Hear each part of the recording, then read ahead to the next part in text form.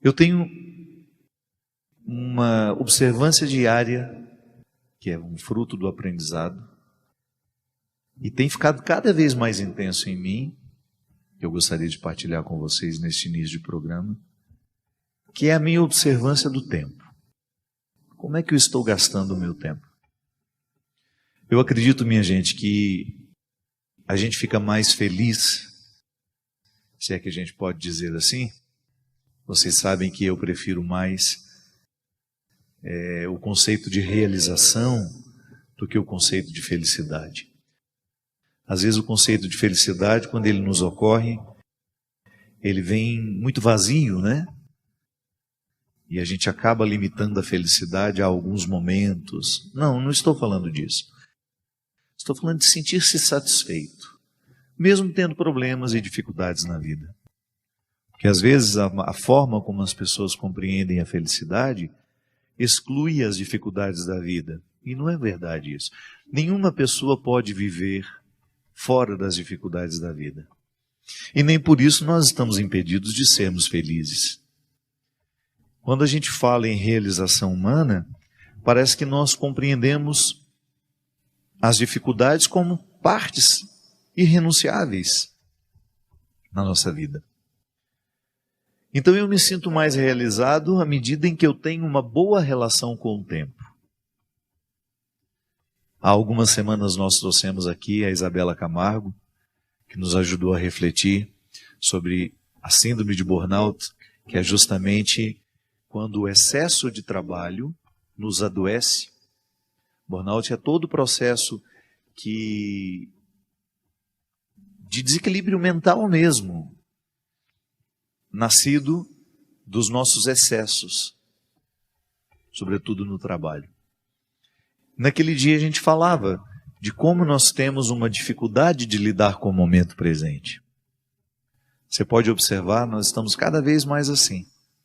Se isso já foi uma característica de outros tempos, de outras épocas, nós podemos dizer que nós estamos praticando muito essa incapacidade de lidar com o momento presente. Tem sido uma constante na nossa vida. À medida que eu falo, você pensa aí no que você vive, nas suas dificuldades também. Pode observar. Dificilmente nós estamos inteiros no que nós estamos fazendo. Dificilmente nós estamos inteiros no lugar em que nós estamos. Por exemplo, eu vim de uma palestra, pode ser que eu esteja aqui falando com vocês, mas meu coração já esteja lá na minha casa, que é onde eu gostaria de estar agora.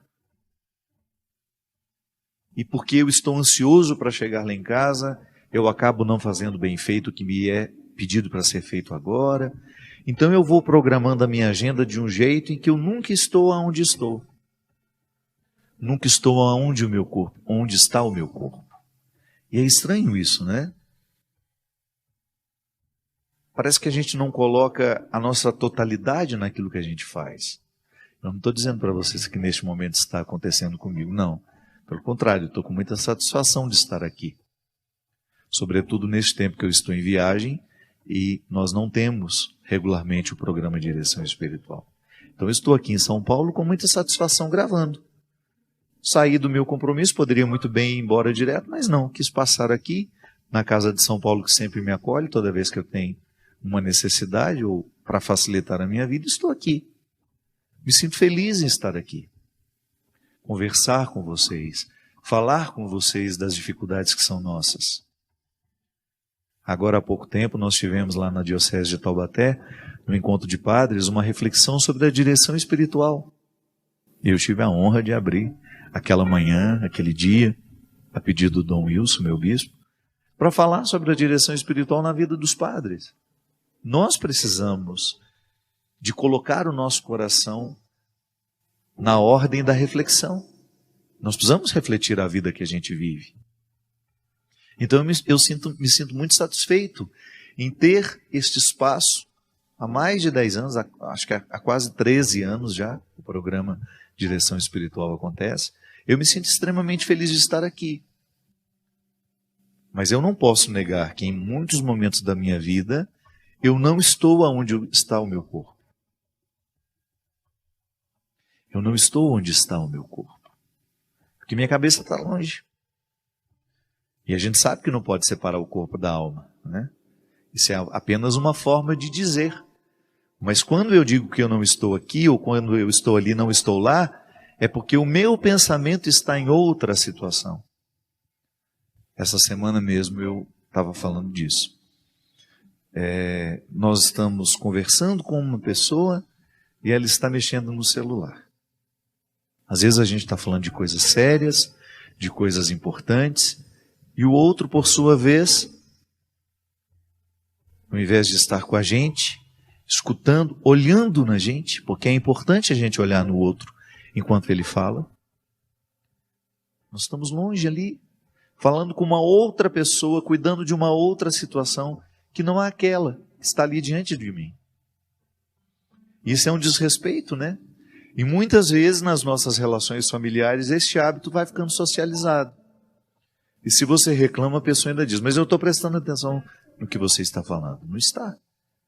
Ela está me dando um pouco de atenção, mas não a atenção que eu gostaria de ter para tratar daquele assunto. É claro que se for um assunto trivial, mas se for uma situação que eu preciso da atenção da outra pessoa, é uma falta de respeito com quem fala. Mas nós estamos assim. Nós estamos com dificuldade de ficar onde está o nosso corpo. E aí, minha gente, nós começamos a criar uma indisposição interior que pode até chegar a virar uma doença. Como nós falávamos naquele programa com a Isabela, as doenças causadas pelo trabalho estão intimamente ligadas à insatisfação. A pessoa está insatisfeita, ela vai para cumprir o tempo, não há satisfação em fazer o que faz, em trabalhar no que trabalha, e consequentemente vai gerando um mal-estar emocional que mais cedo ou mais tarde estoura das mais diversas formas. Um desequilíbrio psiquiátrico, ou até mesmo problemas físicos, porque as nossas insatisfações emocionais, elas desaguam no corpo. É no corpo que tudo isso está acontecendo. Então eu tenho uma situação ruim ocupando a minha mente, porque está sob o poder de um pensamento ruim, opressivo, ela acaba criando disfunções para o resto do corpo. Todo o nosso organismo, todo o nosso funcionamento está intimamente ligado ao cérebro, né? Que é onde tudo acontece. É onde acontecem as nossas emoções. Eu já falei isso aqui várias vezes. Quando nós queremos falar de afeto, nós usamos a metáfora do coração. Ah, meu coração está muito machucado, meu coração está ferido. Na verdade, isso é apenas um simbolismo. A gente fica ferida no cérebro. É o pensamento. É aqui onde tudo é arquitetado.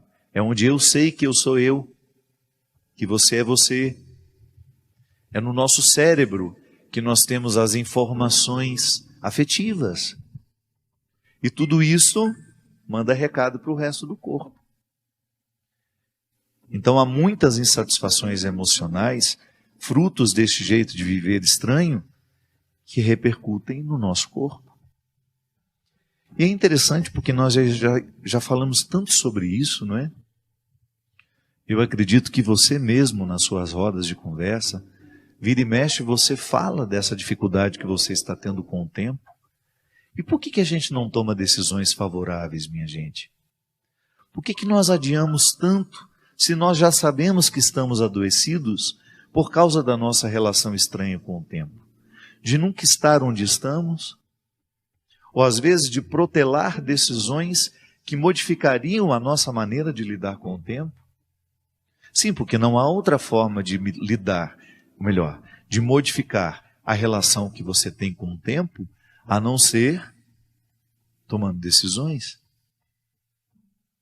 Eu já dei esse testemunho várias vezes, mas nunca é demais dizer. Quando eu adoeci e eu precisei tomar os remédios, uns 20, 30 dias depois, eu já estava mais equilibrado. Os remédios me provocaram uma melhora. E quem teve síndrome do pânico, agora essa síndrome de burnout, a depressão, sabe exatamente o quanto de fato a gente necessita da medicação. A medicação é fundamental, porque às vezes o que está faltando em nós é química. O organismo, por causa do estresse que a gente vive, nós não temos a produção hormonal que nós deveríamos ter.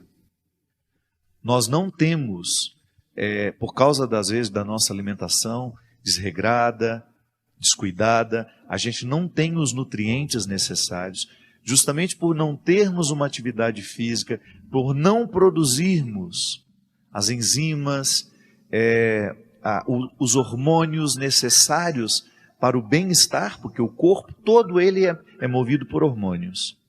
Hormônios para acordar, hormônios para ficar mais feliz, hormônios para dormir. Nós somos um mecanismo regulado o tempo todo por uma produção hormonal que é a primeira a sofrer quando nós temos um período de estresse. Então eu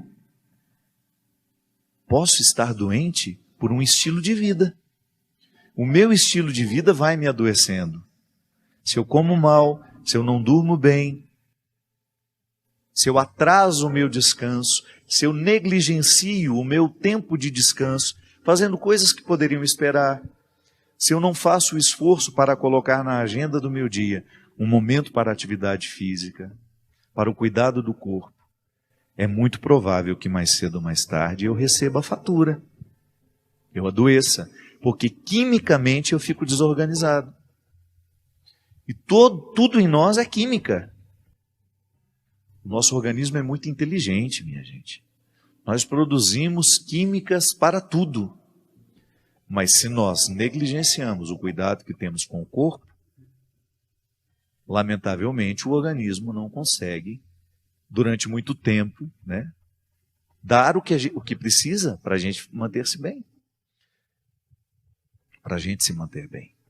Então, quando eu adoeci e tive a melhora que o medicamento me trouxe, a primeira decisão, e eu acho que foi a mais sensata, foi: então, já que agora o medicamento me equilibrou, eu tomarei as decisões necessárias para interferir naquilo que está me adoecendo.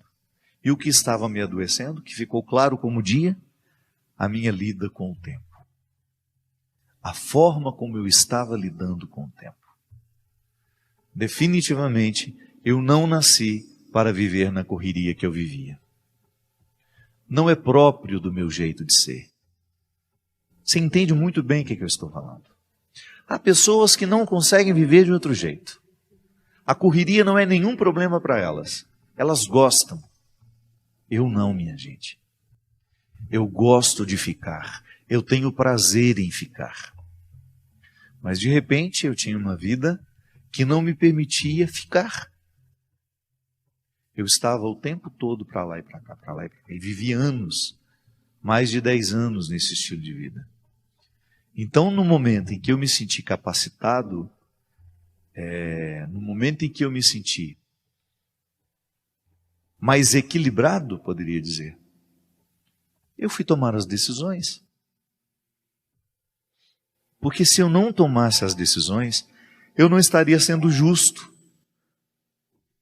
comigo, com os meus remédios, com o médico que me acompanha, com os amigos que estão interessados na minha recuperação, com a minha família, que está preocupada comigo, com aqueles que de fato ficam preocupados com a gente. Porque não é porque é a família que está preocupado com a gente. Aliás, boa parte das pessoas das nossas famílias, às vezes nos interpretam como caixas eletrônicos. Lembra da gente quando precisa de dinheiro. Fala daquelas pessoas que estão de fato preocupadas com a gente. Que se interessam pelo nosso bem-estar.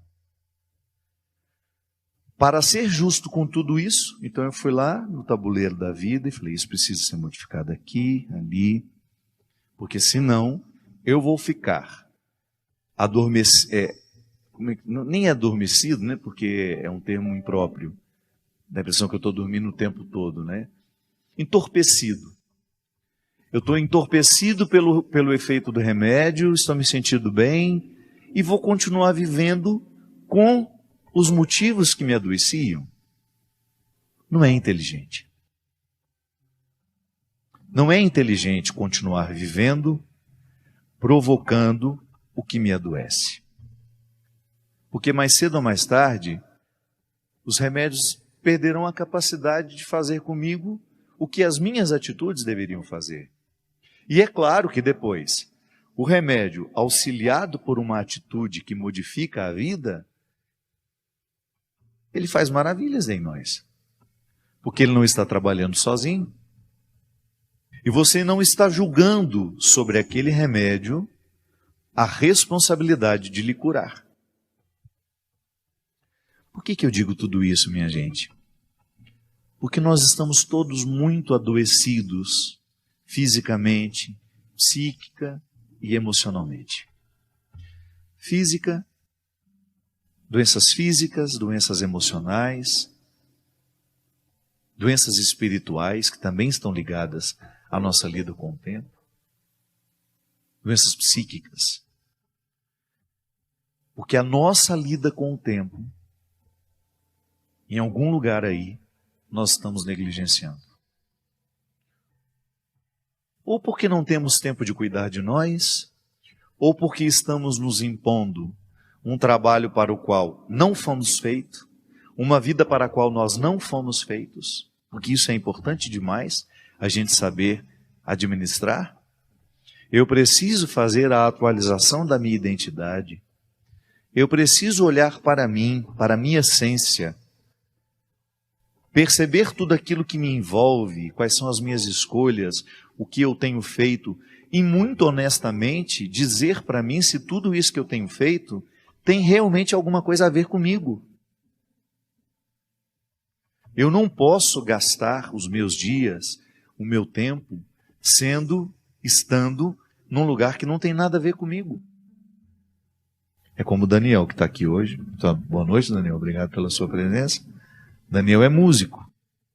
Você já imaginou se colocar Daniel para fazer um trabalho que não tem nada a ver com música? E às vezes precisa, né, Daniel? Para sobreviver. Mas é bom. Porque todas as suas aptidões te levam para este lugar. Por isso é tão triste nós vermos os nossos artistas de verdade, viu? Eu não estou falando desses que borram tintas, não. Estou falando artistas. Como o nosso querido Hélio Petros, lá em Mariana, para mim uma das maiores expressões vivas de um verdadeiro artista. De um homem que pega um bloco de cedro e retira uma imagem dali de dentro, com uma perfeição, um trabalho que leva tempo. Não estou falando disso que hoje às vezes as pessoas chamam de arte, que está muito mais ligado ao entretenimento. A gente pega umas coisas aí cheias de sujeira e falam que isso é arte. A pessoa não levou nem 15 minutos para fazer aquilo. Estou falando de arte de verdade. Um artista, por exemplo, que não consegue sobreviver do seu trabalho, ter que fazer uma outra coisa, é muito triste. Ou vocês aqui todos que estão trabalhando na equipe técnica, se vocês não gostam do que fazem, é cruel. O Paulo que me acompanha para baixo e para cima, Paulo gosta de dirigir, não é verdade, Paulo? Paulo tem satisfação de dirigir. Imagina se ele não gostasse. Nunca vi esse menino mal-humorado. Nesses longos anos que eu estou com ele, já vi cansado. Mas mal-humorado, insatisfeito. Não, sempre disposto, disponível, me ajuda muito mais. Vai muito além da função de motorista. Mas está feliz. Retira ali do seu trabalho o sustento da sua família, mas retira com felicidade, com alegria. Gente, é muito triste a gente ter de passar uma vida inteira trabalhando numa situação ou num lugar, num ofício que não tem nada a ver com a gente. É por isso que você que está aí com filhos, no processo de escolha do que farão da vida, deixe os filhos manifestarem o que eles gostam. Lá se foi o tempo em que a gente obrigava filho a fazer aquela faculdade, porque essa era a profissão do seu pai, essa é a profissão da sua mãe, e você tinha muito orgulho deles. Tá bom, mantenha essa alegria, esse orgulho que você tem dos seus pais, mas não imponha aos seus filhos que eles vivam aquilo que você gostaria de ter vivido. Porque essa é a sua lida com o tempo. Esse tempo não vai voltar. O tempo que você está sendo infeliz num determinado lugar, num relacionamento, numa situação, este tempo não volta. Este tempo não volta. Tome a decisão que seja favorável a você e, consequentemente, você favorece as pessoas que estão ao seu redor, porque gente feliz não incomoda outras.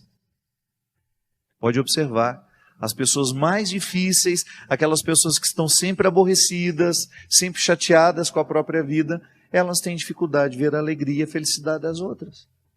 São pessoas pesadas, difíceis. Por quê? Elas não estão felizes na lida com o tempo. Então, a lida com o tempo, a sabedoria na lida com o tempo, é fundamental para que nós tenhamos a satisfação de você perceber que você está no lugar certo, fazendo a coisa certa. Nada pode ser superior a essa alegria, minha gente. Saber que estamos fazendo a coisa certa. Porque lá você vai enfrentar dificuldades, mas você enfrenta com alegria. Se você escolheu a profissão que você de fato gosta, nem é que vai te deixar mais rico. Porque às vezes as pessoas, porque querem uma profissão que vai dar mais resultado financeiro, para isso abrem mão da felicidade. Muito embora os nossos filhos estão muito mais livres para isso. Eu percebo essas gerações mais jovens muito mais interessadas em ficarem realizadas, em ficarem felizes, do que acumulando dinheiro. Aliás, olham para nós, olham para os pais que trabalharam a vida inteira e não tiveram nem tempo de desfrutar do resultado do trabalho, com uma crítica. Eu não quero viver assim. Quantos pais hoje estão com dificuldade de passarem as suas empresas para os filhos, porque eles olham para os pais, observam como eles viveram este tempo em que tiveram aquela empresa, percebem que não foram felizes porque ficaram administrando para ter dinheiro, para isso, para aquilo. Eles olham e falam, ixi, eu não quero isso para mim não. A transição é muito difícil. Porque às vezes os nossos filhos estão olhando para o nosso jeito de viver, estão tendo muita sabedoria, muita sensibilidade em perceber que nós não soubemos lidar com o tempo. E eles não querem cometer o mesmo erro. E eles estão certos. Não tenha vergonha de repente, você perceber que você está precisando do conselho do seu filho. Ele está mais livre do que você. Ele está tendo mais condições de lhe ajudar com um conselho do que você a ele. Às vezes os papéis se invertem, não tem nenhum problema. Às vezes o seu filho já está desfrutando de uma liberdade, de uma coragem de ser quem ele é. E chega até a te incomodar. Incomoda porque nós, quando não conseguimos alcançar o melhor de nós, a gente tem uma tendência a querer que os outros também não alcancem o melhor deles. Então há muita gente jovem que está conseguindo viver com responsabilidade. Eu não estou falando de libertinagem, não, estou falando de fato levar a sério a realização humana. Eu nasci para isso, eu quero trabalhar com isso, não me importo que vou ganhar menos, sei que contrario o meu pai, mas eu quero fazer o que me dá prazer, o que me dá satisfação. E você fique tranquilo, porque lá onde dá satisfação, ele vai encontrar as dificuldades da vida. Que às vezes nós temos esse discurso, né? Ah, eles querem o que é mais fácil. Não é não. Até onde a gente é feliz, nós temos dificuldades. Só que são as dificuldades certas. Uma coisa é eu ter de enfrentar os desafios do meu ofício, do meu modo de viver, e estar feliz assim. Outra coisa é eu viver os desafios de uma situação que não é minha, que não é para mim, que não tem nada a ver comigo. Aí sim é um sofrimento dobrado. Por isso, minha gente, fiquemos atentos. Deus nos acorda para isso o tempo todo, para que nós sejamos as pessoas certas, nos lugares certos. E vale a pena a gente refletir sobre isso. Todos os dias antes de dormir, hoje eu fui quem eu poderia ter sido? Hoje eu fiz o que de fato me cabia fazer? Eu fui honesto comigo? Eu busquei a melhor parte? Eu fui honesto em querer, em lutar, em trabalhar, em vencer as dificuldades para ter condições de assumir o meu lugar no mundo? Esse é um indicativo de realização humana, quando a gente percebe que nós estamos vencendo dificuldades que fazem sentido. São sofrimentos que fazem sentido, porque eles estão contribuindo para o nosso crescimento. Como medir o cristianismo da gente? Não existe régua para saber o quanto a gente já é cristão. Mas há alguns indicativos interessantes para a gente prestar atenção. Um deles é a qualidade das nossas amizades. Nós temos bons amigos, construímos bons amigos. Que eu acho interessante que às vezes a peregrinação é uma feliz oportunidade de construir bons amigos. Porque ali você encontra pessoas que talvez estejam vivendo as mesmas buscas, e isso favorece demais o encontro. A gente vai ficando cada vez mais exigente no que diz respeito a relacionamentos. Quanto mais a gente cresce em Deus, maior é o nosso crivo para os relacionamentos. Não é que a gente vai desprezar as pessoas, não é que a gente vai ficar arrogante, orgulhoso, não, pelo contrário. A experiência com Jesus, ela vai nos simplificando. E porque a gente vai ficando mais simples, a gente fica também sem rodeios para dizer o que queremos ou não. Há pessoas que às vezes você tem aquele melindre de nunca poder dizer a verdade.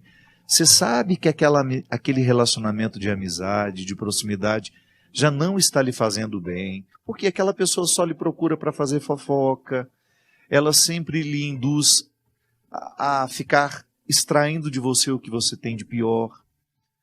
Eu sempre gosto de dar esse exemplo. Um homem casado que quer ser fiel à esposa, aos seus filhos, à sua família, ele precisa saber muito bem com quem ele anda. Quais são os companheiros, digamos assim, que têm influência sobre ele? Porque se ele quiser ser fiel, é claro que ele não vai poder abrir guarda, baixar a guarda, para que pessoas que não estão nem um pouco interessadas na fidelidade dele à família estejam por perto e influenciando. Então, às vezes, nós, nos nossos relacionamentos, nem sempre a gente tem o discernimento de perceber quem é que deveria ser mais próximo de nós neste momento da nossa vida. Da mesma forma que quando nós estamos doentes, nós precisamos de regularmente encontrar os médicos, a amizade é a mesma coisa. Quando nós estamos fragilizados, nós temos muita necessidade de termos pessoas de confiança ao nosso lado. Eu me lembro que foi isso que me sustentou muito. Eu poder olhar para o lado e reconhecer pessoas em quem eu confiava. E a confiança é fruto do tempo, né, minha gente? Não adianta a gente querer confiar da noite para o dia. É por isso que a gente precisa ter muito cuidado com os novos que chegaram. Não é que a gente vai fechar as portas para novas amizades. Não é isso. Mas é você ficar atento se estes que acabaram de chegar já são dignos de você confiar a sua vida. Confiança é gradual. Até nisso também nós demonstramos a nossa ansiedade, né? Nós queremos ficar amigos da noite para o dia, já queremos acelerar o tempo. Pode ter riscos nessa atitude, nessa escolha. Quando nós falamos de tempo, na lida com o tempo, eu gosto muito desse texto de Eclesiastes, que você já deve ter escutado muitas vezes. Tudo tem seu tempo. Está aqui no livro de Eclesiastes, capítulo 3. Tudo tem seu tempo. Há um momento oportuno para cada coisa debaixo do céu. Tempo de nascer e tempo de morrer. Tempo de plantar tempo de arrancar o que plantou. Tempo de matar, tempo de curar. Tempo de destruir e tempo de construir. Tempo de chorar, tempo de rir. Tempo de lamentar, tempo de dançar. Tempo de espalhar pedras e tempo de ajuntá-las. Tempo de abraçar e tempo de se afastar dos abraços. Tempo de procurar e tempo de perder. Tempo de guardar e tempo de jogar fora. Tempo de rasgar e tempo de costurar. Tempo de calar e tempo de falar. Tempo do amor, tempo do ódio, tempo da guerra, tempo da paz. Eu acho interessante porque o texto, ele pega os principais verbos que fazem parte da nossa vida e mostra que entre uma realização e outra há um tempo necessário. É igual quando a gente se corta.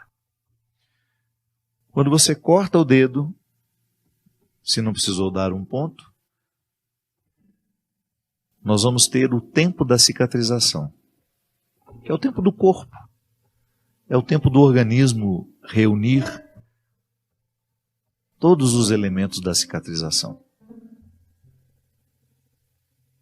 E só vai poder mexer naquele negócio ali depois, né, novamente, depois que a casquinha cair. Se quando começar a cicatrizar, você vai e mexe novamente de curiosidade, de ansiedade, você atrasa o processo. E às vezes nós fazemos a mesma coisa com as nossas questões.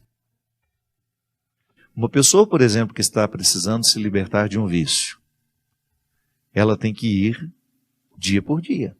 Às vezes nem é dia por dia, minha gente, é hora por hora. Quando a dependência é muito intensa, nós precisamos vivenciar uma hora de cada vez. Venci o vício do álcool aqui e agora. Durante esta hora eu consegui ficar distante do copo. Estabeleço uma nova luta para a nova hora, para este novo tempo. E assim a gente vai. Se eu achar que já estou curado e pegar o copo, vou só dar uma cheiradinha. Ixi, às vezes a gente volta a estaca zero. O mesmo a gente faz e percebemos acontecer com outras pessoas quando elas estão tentando se libertarem de relacionamentos abusivos. Porque o relacionamento abusivo é aquele, vamos dar um exemplo simples, aquele namoro que você sabe que só lhe faz mal, a pessoa não lhe quer bem, te usa o tempo todo, te trai o tempo todo, mas você gosta dele. Ah, mas eu não consigo me libertar, eu não consigo viver longe. Pois é. Entre a decisão de que você precisa fazer alguma coisa por você até um resultado final de uma libertação, há um tempo que você não sabe nem precisar quando será. O fato é que se você não vive a vitória de cada instante, você nunca vai se libertar daquela pessoa. Você será eternamente dominada por ela. Viverá eternamente aquela relação dominante que lhe faz mal, que lhe desfavorece. Eu me lembro que eu acompanhei um caso uma vez de uma moça que estava muito decidida que ela precisava terminar o namoro dela. Pra você ter uma ideia, ela já tinha apanhado várias vezes do namorado. Violência física mesmo. Sem contar a violência emocional, que foi justamente afastá-la de todos os amigos. No primeiro momento, ela foi deixando de ter os vínculos que ela tinha, de amizades, deixou de estar com aquela amiga que antes era muito próxima, deixou de estar... Tudo porque ele impunha. Aos poucos ele ia semeando uma discórdia, ele ia falando mal daquelas pessoas para ela. Enfim, ele queria que ela ficasse desprotegida. Porque um amigo pode alertar, né? Olha, abre o olho com esse namorado novo que você arrumou. Pode fazer mal. Quanto mais sozinha a pessoa estiver, mais fácil ela fica de ser dominada. E depois que ele a afastou de todos os amigos, ele começou a afastá-la da família. E para mim ali foi o primeiro passo que porque eu notei, era uma pessoa de minha convivência. Falei, gente, não está certo esse negócio. Porque quem nos ama faz questão de que nós estejamos junto das pessoas que nos amam também. É como eu vejo a minha mãe, por exemplo, feliz por saber que eu sou cuidado por onde eu vou. Porque o amor da minha mãe é verdadeiro. Diferente de uma pessoa que quando vê que eu estou sendo cuidado por uma outra, sente ciúme. Não estou dizendo que minha mãe nunca teve ciúme. Mas é que o primeiro movimento é sempre ruim, né? Ai, que inveja, ai, queria estar lá fazendo isso por ele. Mas depois vem o amor. Não, mas que bom, eu não estou lá. Alguém está fazendo por ele. O sentimento é possessivo e doentio quando você não é capaz de pensar no bem que eu preciso receber quando estou lá. Você quer que só você faça o bem. Então você fica privando a pessoa. Isso não é amor por isso. Quando a gente percebe que o outro está querendo nos afastar das pessoas que nos amam, tem que acender uma luz. A luz do perigo. Alguma coisa está errada. E assim foi. Conseguiu afastá-la dos amigos, conseguiu afastá-la da família, e aí sim estabeleceu sobre ela uma relação de muita agressividade, de todos os aspectos de agressividade, da agressividade que você puder imaginar. Todos os desdobramentos dela. A violência verbal, a violência emocional e, por fim, a violência física. Eu me lembro que quando me encontrei com ela, eu era um dos que ela tinha deixado de encontrar. E como era uma pessoa que eu gostava muito, eu fiz questão de procurá-la. No primeiro momento ela resistiu em conversar comigo. E quando a encontrei, tinha acabado de acontecer uma discussão muito séria entre eles, ela estava muito fragilizada e ela chorou muito. Chorou muito, muito, muito, muito. E me pediu ajuda. E eu me lembro, minha gente, que a ajuda que ela tanto queria, era muito simples. Ela queria construir dentro dela.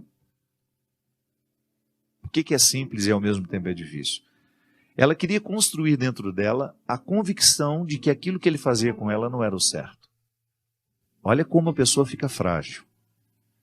Ela precisava ouvir de alguém que aquilo que ele fazia com ela não era o certo. Que uma pessoa que ama não faz aquilo que ele fazia. Olha a que ponto chega uma pessoa, onde está sob o domínio de outra. Aquilo que nós chamamos o sequestro da subjetividade. Eu tenho um livro sobre isso, chama-se Quem Me Roubou de Mim. Eu falei, mas por que você precisa que alguém lhe diga isso, se você já sabe? Ela fala, eu preciso acreditar. E eu já não acredito mais em mim. Eu preciso acreditar, eu preciso ouvir isso todos os dias, eu preciso conversar sobre isso, preciso falar com liberdade sobre isso, porque eu tenho consciência que ele me faz mal, mas eu ainda não tenho forças para lutar contra isso. E assim foi.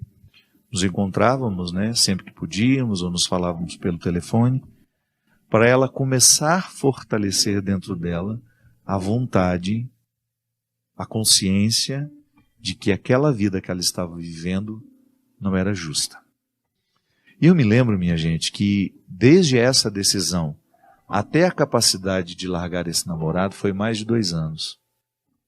Um período longo. Um período longo porque ela recaía sempre.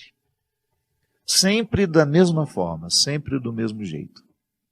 Quando ele percebia que ela estava indo embora, que ela estava se libertando daquele relacionamento, daquele sequestro que ele tinha estabelecido para ela, ele se fazia de vítima. Dizia que precisava dela, que precisava conversar com ela. E sempre tinha uma desculpa. Ou era uma roupa que ele tinha esquecido na casa dela, que ele precisava buscar. Ou era uma coisa de cartão de crédito, de que ele estava devendo a ela, não sei mais o quê. E ele começou a perceber que isso dava certo. Ele sabia exatamente como mexer as peças do tabuleiro. E ela sempre caindo na história dele. E cada vez que ela caía, porque eles voltavam. Eu preciso ir aí buscar uma camiseta que eu tenho certeza que está aí. Ela falava, não, eu mando para você a camiseta. Passava 10 minutos e ele estava lá na porta. Aí, todo carinhoso, já não era mais aquela pessoa agressiva que era. Ela voltava a estaca zero. Aí, quando tinha coragem de me contar porque voltou, porque às vezes nem contava, eu ficava sabendo pelos outros, meu Deus, voltou novamente.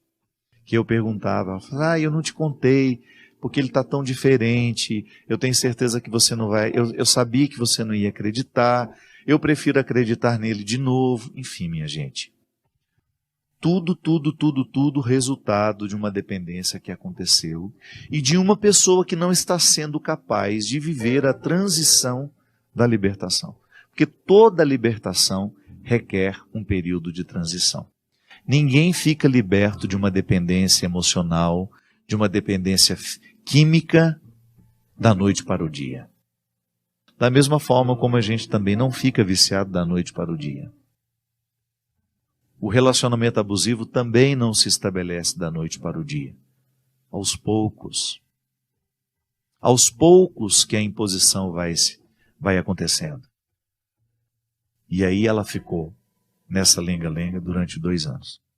Eu me lembro que quando teve o último episódio entre os dois, até a polícia foi chamada. Porque ele a agrediu muito e agrediu na casa do pai dela. O pai dela não estava, quando chegou, aquela confusão, aquela história toda, enfim. E eu sempre dizia para ela, se você não tiver coragem de corrigir esse vínculo agora, mais cedo ou mais tarde isso vai terminar em tragédia. Porque já não há mais respeito. E ela sempre fala, mas o que eu faço? Eu não consigo. Pois é, você consegue. Você precisa conseguir um pouco de cada dia. Hoje você venceu a dependência dele. Igual eu falava anteriormente, quando a dependência está muito enraizada dentro de nós, nós precisamos vencer minuto a minuto, hora a hora, dia a dia, para depois você ter o privilégio de colecionar meses de superação. E às vezes, minha gente, a separação precisa ser muito radical. Não adianta você ter o telefone, eu bloqueei ele no meu celular. Mas você não o bloqueia, mas ele tem outras formas de chegar até você. Eu bloqueei ele um tempo, depois eu fiquei com dó. Tudo formas de se auto-sabotar. Não está sabendo viver a terapia do tempo.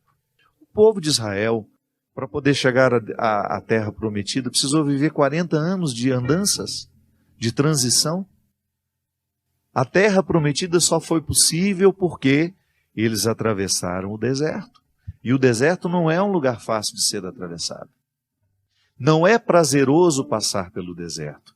Mas quando nós pensamos que a terra prometida nos espera, então a gente se sente motivado a viver o dia a dia. A gente precisa ter os olhos no que a gente quer alcançar. E não é fora de nós, não. Que às vezes nós colocamos, a gente pensa muito rapidamente, quando a gente fala em alcançar alguma coisa, a gente sempre fala de um resultado financeiro, de uma casa que a gente quer comprar, de um apartamento, de um emprego, de uma faculdade que a gente quer fazer. Não é nenhum problema. Essas realizações materiais fazem parte da vida. Mas a gente também precisa prestar atenção naquilo que de nós precisamos alcançar. No que queremos alcançar. Eu quero ser um homem mais livre. Então, quando eu olho para o futuro, eu vejo o Fábio muito mais livre do que é hoje. Mais livre do que os outros pensam, do que os outros acham. Nós, às vezes, somos muito aprisionados, porque nós temos medo do que os outros estão pensando de nós, do que os outros estão achando de nós. Não faz sentido. Quais são as opiniões que importam? Aquelas que estão comprometidas com a nossa verdade. As pessoas que de fato fazem parte. O conselho que nós estabelecemos para nos aconselhar, para nos influenciar. Aí sim faz sentido prestar atenção. Mas todos nós, de alguma forma, precisamos. Há algo a ser alcançado longe, não aqui agora. Não é um apartamento, não é uma casa, mas é um jeito de ser que eu quero alcançar. Como essa menina, que sabia que precisava alcançar nela a libertação. Porque a libertação do rapaz que a oprimia não estava fora dela. Era dentro dela, aqui, uma dependência química. Porque sim, da mesma forma como uma pessoa depende da maconha, depende da cocaína, depende do crack, nós também podemos depender uns dos outros. Isso é dependência química. Relacionamento também pode ser classificado como tóxico. Um relacionamento que vicia. Eu estou viciado naquela pessoa. Igual uma pessoa viciada na cocaína. Sabe que a cocaína faz mal, mas não consegue parar de usá-la. Há pessoas que estão viciadas em outras. Sabem, já estão cansadas de saber que aquela pessoa faz mal. Que a proximidade com ela é tóxica. Não traz benefícios. Mas não consegue mudar. Então, o que nós precisamos alcançar não está fora de nós. É aqui dentro. Preciso cortar esse visgo que me prende. Preciso ser livre. E foi interessante porque aquela menina, com muita luta, com muita dificuldade, não foi fácil. Ao final de tudo, ela conseguiu arrancar aquele menino da vida dela. E ele a infernizou ainda por muito tempo. Mas graças a Deus, ela estava muito fortalecida, muito consciente de que ela havia tomado a melhor decisão, não estava arrependida por mais sofrida que estivesse, e o sofrimento vai diminuindo aos poucos, né? Ele vai se acomodando. Ninguém fica eternamente apavorada com aquele sofrimento de perda que tem quando rompe com uma pessoa que você ama muito. Ou amo, é dependente, eu não sei que nome que dá isso. Mas o fato é que ela estava, naquele momento, consciente de que foi benéfica para ela, aquela ruptura. E ela alcançou, finalmente, a libertação. E ficou atenta aos novos relacionamentos, que eu dizia isso para ela. Cuidado, porque às vezes é o seu jeito de ser que favorece o relacionamento abusivo. Tenha mais coragem de dizer o que você não gosta. Manifestou uma primeira agressão verbal, para ali naquela hora. Olha, se for continuar desse jeito, eu não quero. Aproveita enquanto você é livre, enquanto não está vinculada, enquanto não está apaixonadíssima. E corta pela raiz. Coloque os limites que você acha justo. Que é assim que a gente vence. É processo, minha gente, um dia de cada vez. E eu sei que às vezes nós queremos que as coisas se resolvam da noite para o dia. Não existe isso. Tudo é processual. Tudo passará o tempo todo pelo cultivo das nossas esperas. E quando a gente sabe que nós estamos no caminho certo, vale a pena viver cada minuto dessa espera. Porque o tempo, esse que se estende diante de nós, será sempre favorável àqueles que querem chegar. Muito obrigado pela sua companhia. Que Deus derrame muitas bênçãos sobre você. Se você estiver necessitando de viver uma ruptura, um fim de dependência emocional, afetiva, se você está precisando tomar uma decisão no seu trabalho, que a bênção de Deus lhe fortaleça, para que você possa agir favoravelmente à sua superação, ao seu crescimento. Ele que é Pai, Filho e Espírito Santo. Amém. Muito obrigado.